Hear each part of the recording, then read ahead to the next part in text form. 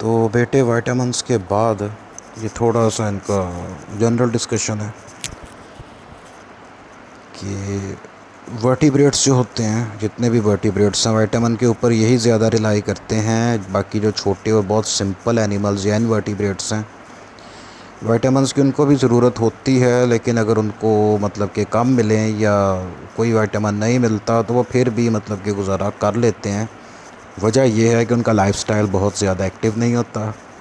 Number 2, उनकी body और उसके सिस्टम्स बहुत ज़्यादा कम्प्लेक्स नहीं होते कि उसको चलाने के लिए कम्प्लेक्स रिएक्शंस और फिर उन रिएक्शंस के लिए फ्यूल के तौर पे या कोएंजाइम के तौर के ऊपर विटामिन्स और मिनरल्स उनको यूज़ करने पड़े। इसी तरह से ये जो विटामिन्स और इसके आपने यूजेस और इसकी प्रिस्क्राइब्ड जो डोजेज पड़ी कि एक दिन के अंदर कितने चाहिए, ये इंसानों के लिए पड़ी। बाकी जो वर्टिब्रेट्स या इंसानों से मिलते जुलते जानवर हैं उनके लिए ये रिक्वायरमेंट सेम नहीं है। एग्ज़ाम्पल ये कि वर्टिब्रेट के अंदर ह्यूमन, एप्स यानी कि गुरीले, चिंपैंजी वगैरह, मोंकी यानी कि टेल वाले बंदर और गिनी पिग एक छोटा सा जानवर होता है। पिग नहीं है, ये माउस की तरह का जानवर होता है।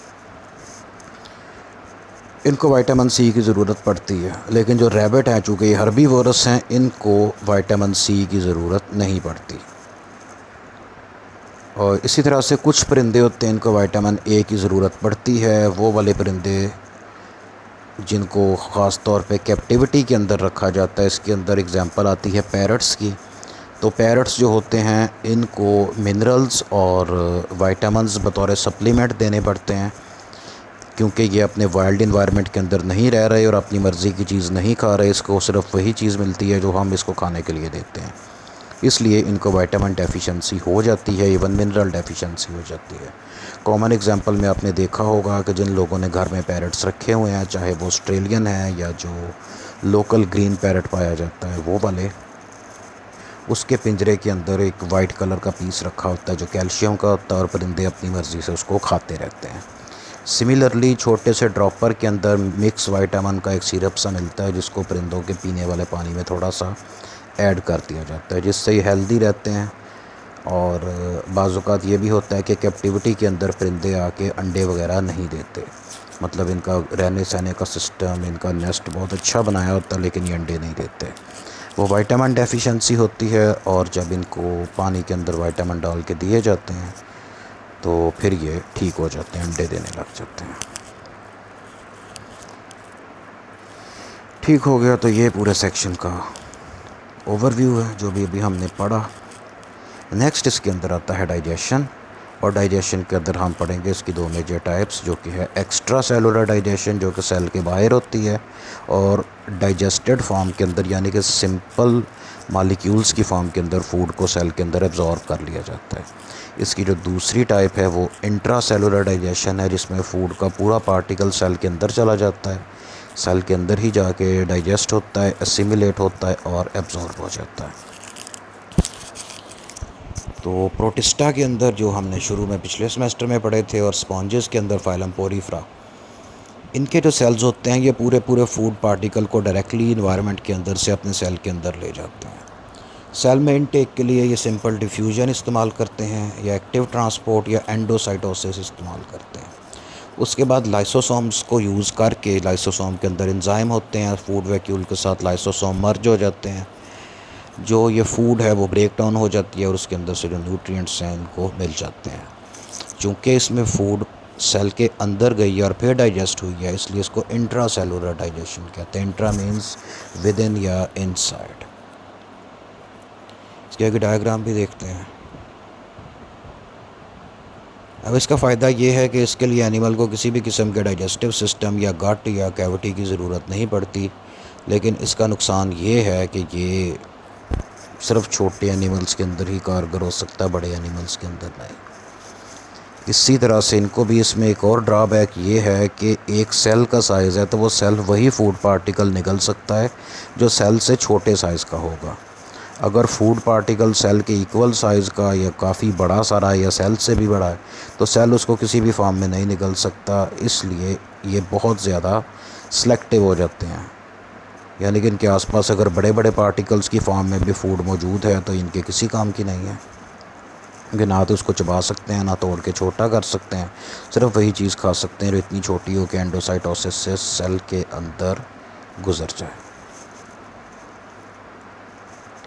तो वो वाले एनिमल ग्रुप्स जो इंट्रासेलुलर डाइजेशन को यूज़ करते हैं, इसके अंदर प्रोटोजोआ आता है, फाइलम पोरीफ्रा आता है, नाइडेरियन यानी कि हाइड्रा जेलीफिशेस के रिश्तेदार आते हैं, प्लेटीहेलमिन्थस यानी कि फ्लैट फॉर्म्स आते हैं, फाइलम रोटीफ्रा आता है, मोलस्का की क्लास बाइवेल्विया आती है यानी कि सीपियाँ वगैरह, और कुछ इनवर्टिब्रेट कॉर्डेट आते हैं जिसके अंदर ट्यूनिकेट्स और लैंसलॉट्स वगैरह आते हैं।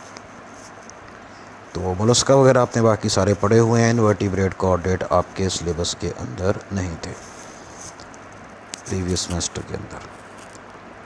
बहरहाल ये एक स्पॉन्ज की एग्जांपल दिखाई गई है, और ये इसके अंदर ये वाले जो सेल्स हैं इनको क्वेनोसाइट्स या कॉलर सेल्स कहा जाता है। इनके अंदर ये हर सेल में दो दो फ्लैजेला लगे होते हैं, नज़र आ रहे हैं। ये बीट करते रहते हैं ऊपर नीचे, जिससे पानी में फीडिंग करंट जनरेट होता है और पानी के बहाव के साथ छोटे फूड पार्टिकल सेल के अंदर चले जाते हैं। ये ऊपर वाली साइड पे आपको एक फूड वैक्यूल बना नज़र भी आ रहा है। दूसरा जो ग्रुप है वो है एक्स्ट्रा सेलुलर डाइजेशन। इसके अंदर एनिमल जो फूड को बड़े पीसेस के अंदर, या इवन के वो पूरा जानवर ही निगल के उसको अपनी बॉडी में मौजूद एक स्पेसिफिक ऑर्गन या एक कैविटी के अंदर, जिसको उसका गट या डाइजेस्टिव सिस्टम कहते हैं, उसके अंदर ले जाकर डाइजेस्ट करता है। वहीं पे वो चीज़ ब्रेक डाउन होकर बिल्कुल छोटे डिफ्यूजेबल पार्टिकल्स की फॉर्म में टूट जाती है, और उसके बाद फिर उसको ब्लड के अंदर या उसकी बॉडी में जो भी सर्कुलेटरी फ्लूइड है उसके थ्रू हर पार्ट तक पहुंचा दिया जाता है। ठीक है, तो ये दोनों तरह की डाइजेशन की टाइप्स हैं और इसकी डायग्राम है।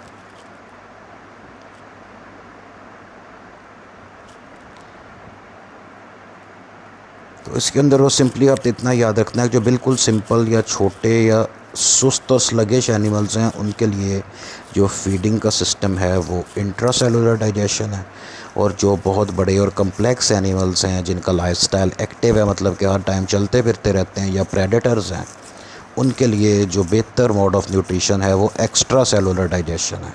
यानी कि फूड सेल के बाहर एक जगह पे डाइजेस्ट होती है, वो जगह बॉडी के अंदर होती, बॉडी से बाहर नहीं होती बॉडी के अंदर ही है, यानी कि डाइजेस्टिव सिस्टम, या जिसको गट कहा जाता है, GUT। तो वहाँ से फिर वो बॉडी के अंदर डिफ्यूजेबल फॉर्म के अंदर कन्वर्ट होके फैल जाती है।